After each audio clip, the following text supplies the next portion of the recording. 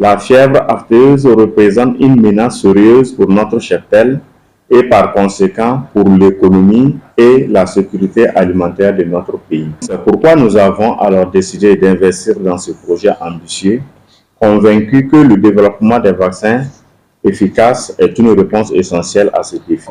Les résultats obtenus au cours de ces recherches sont extrêmement encourageants et ils sont le fruit d'un travail acharné, d'une collaboration étroite de la part de toutes les parties prenantes impliquées. Ces avancées scientifiques ouvrent la voie à des solutions concrètes et durables pour la prévention et le contrôle de la fièvre afteuse. Nous devons veiller à ce que ces avancées profitent directement aux éleveurs et aux communautés rurales afin de maximiser leur impact positif. La fièvre afteuse est une maladie contagieuse qui affecte les bovins, les ovins, les caprins, les porcs et qui se manifeste par l'apparition d'ulcération au niveau de la cavité buccale, au niveau des pattes, au niveau des trayons chez les animaux.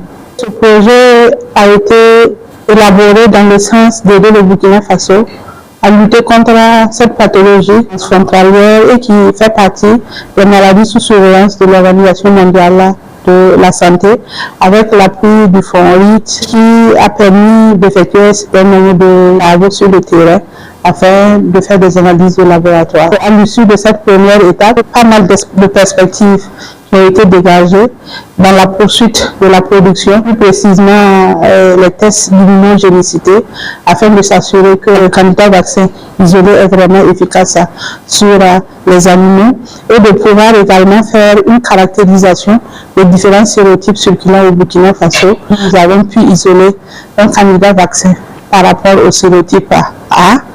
Il y a également des travaux qui ont été réalisés sur le sérotype O. Ces travaux devraient être poursuivis pour pouvoir produire un candidat vaccin. L'objectif, c'est de mettre en place un vaccin qui n'est pas du tout coûteux et accessible pour l'éleveur moyen. Nous avons, depuis plus d'une dizaine d'années, avec plusieurs acteurs, mis en place des activités de biotechnologie qui concourent en fait à la production de protéines à intérêt thérapeutique. C'est-à-dire que nous utilisons une technologie adaptée au Burkina pour produire des protéines qui peuvent servir comme des vaccins ou soit des consommables antigéniques pour détecter les maladies, que ce soit sur la santé des plantes ou sur la santé animale et humaine.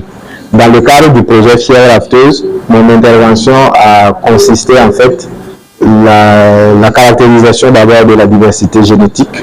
Avant notre étude au Burkina, on n'avait pas la possibilité de savoir quelles sont les formes de la maladie qui circulent. Et derrière, d'exploiter la technologie dont je vous ai parlé, premièrement mis en place au laboratoire de biologie de biotechnologie, pour produire des candidats vaccins qui rendent compte de la diversité réelle des virus sur le terrain. Nous avons produit avec succès un premier candidat et on est en train d'approfondir les tests d'immunogénicité là-dessus. On est à pied d'œuvre pour la mise en place des tests d'efficacité en laboratoire, après quoi nous allons passer en fait à l'échelle du terrain sur des animaux proprement dits. La première plus-value qu'il faut voir, c'est la possibilité aujourd'hui d'avoir doté le Burkina de moyens de savoir quel type de souche circule pour pouvoir en fait orienter la vaccination. Nous sommes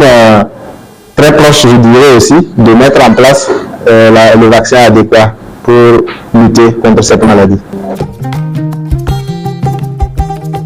Cette maladie qui est une maladie virale qui est très contagieuse, qui affecte notre peau, entraîne vraiment beaucoup de baisse de rendement dans nos effectifs. D'abord par la réduction de la production de lait, qui peuvent diminuer de 75% de mortalité pour les veaux.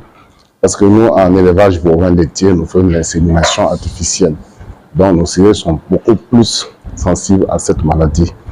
Et les éleveurs sont en perpétuel recommencement parce que chaque année, cette maladie décime notre peau.